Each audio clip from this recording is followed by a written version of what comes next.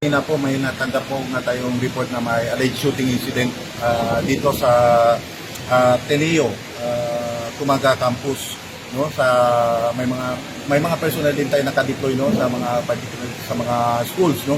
Kasama rin po yan sa deployment natin. So sila rin po agad yung naka-responde dito sa insidente.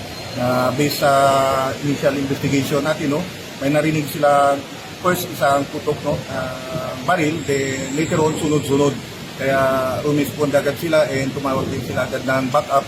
Kaya pumunta rin po yung mga personnel sa station at saka yung sa mga mobile forces natin, no. So yung ginawa po nila, sinecurity rin nila po yung mga estudyante. Yung iba, nagkandak po ng clearing dito sa crime scene, particularly dito sa building, no. Nung nakita na wala ng threat dito, kaya po yung mga estudyante na pinaalaw na rin natin na pwede na rin po sila umuwi, no. Kaya after that, no, nung nasecure na yung crime scene, yung ginawa po natin, no, nag-create din po tayo ng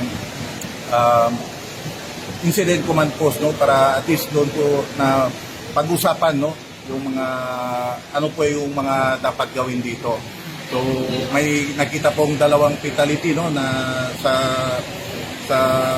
fourth floor at saka yung sa fifth floor, no, na may dalawa po. Sila po mga pawang mga estudyante rin po. Okay. Ano yung, sir, anong, kung malaman natin, anong mga grades? Yun po yung inaalam pa natin, no, pero sila po ay mga estudyante rin po. Sir, kinukumpirma niyo po ba na isa sa namatay ay ang mismong suspect?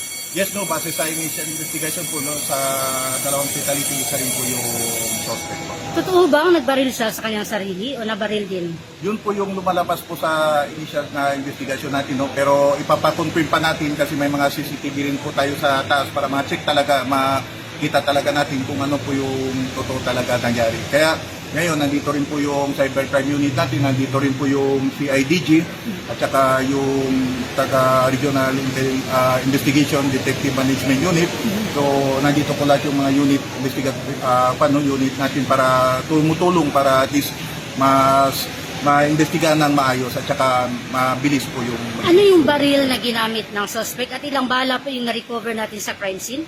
Yung baril na na-recover po, no, dalawang 9mm Glock pistol, no? Dalawa po yung lahat na-recover. pagmamay-ari. So may nakita po sa fourth floor, may nakita rin po sa fifth floor. Okay. Kaya i-check pa natin yung mga baril kung sino po yung may-ari, no?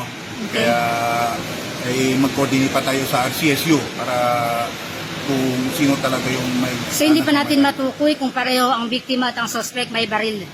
Hindi pa natin matukoy, no, pero kaya nga po, no, retrieve natin yung mga CCTV para at least makita talaga natin na yung sa fourth floor at saka yung fifth floor sino yung nagmamayari talaga yung baril na yun. Yung bag na na-recover dito sa South Wing, sir, na merong magazine, na-identify na ba kung sa shooter po yun? Or... I-check pa rin natin po, no, na yung regarding dito sa na-recover din po. Kaya lahat ng mga areas dito, no, pinaprocess pa.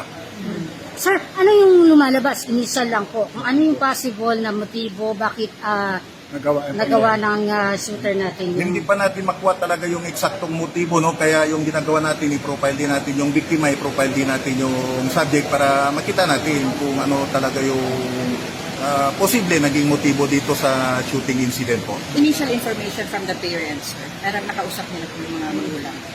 Na may interview na po kanina, no, pero hindi pa natin nakuha yung mga kung ano yung mga statement din nila po, no.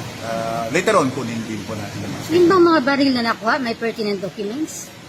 Hindi pa natin nakuha, no, kung mayroon talaga, pero yun nga yung sinabi ko kanina na i-check pa natin sa RCSU kung may mga documents po. Ilang bala lahat, sir, nakakuha sa crime scene? Antayin natin yung, kasi ongoing pa yung process ng SOCO, antayin natin kung ilan talaga yung mga empty shells o cartridge na ma-recover nila sa crime scene. Sir, maraming nagtataka kung paano nakapasok yung baril since ito sila ang unang school na nag-conduct ng assignment sa shooting incident and since stricto yung security ng Ateneo de Zamboanga.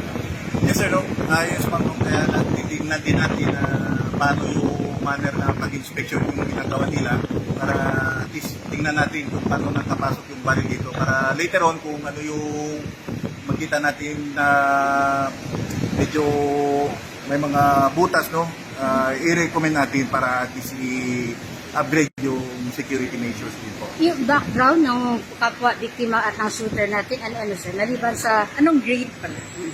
Hindi pa natin nakuha talaga yung eksaktong mga grade nila, no, pero yung nga po yung sinasabi age ko po, na edad? puro po sila mga minor po. Minor, like 13, 14, Mga minor, Minor. din po. minor pa rin. Opo. Sir, can you walk us through, para klaro lang, nagsimula siya sa 4th floor. Yun po yung base sa initial investigation natin, nagsimula sa 4th floor, then sa 5th floor. No? Yun po yung one. Then yung mga insidente nagtapos lang siya mga more or less mga 10 minutes lang po. Sir, ilan yung sugatan natin? So wala pa tayong natanggap na may sugatan na related sa gunshot wound, no? Pero may Yung babae? May narinig tayong information, may nakuha yung information, may dinala pero mga nahimatay lang, no?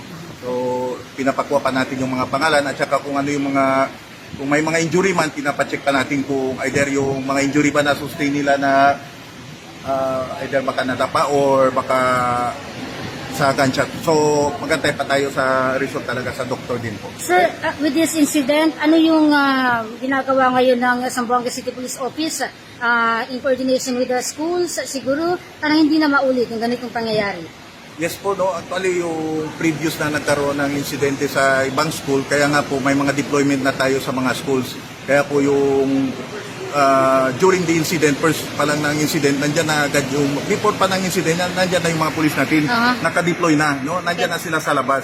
Kasi may instruction din talaga sa atin, no? Yung regional director natin, no? Si Police Brigadier General Dennis Esguera, no? Na mag-deploy ng mga personnel sa mga schools, especially yung morning at saka yung sa mga pag-uwi na naman nila, no? Kaya may mga deployment tayo. So kung i-check pa natin kung ano pa yung mga butas para at least pwede pa natin ipagtingin pa yung security sa mga eskwelahan. Okay.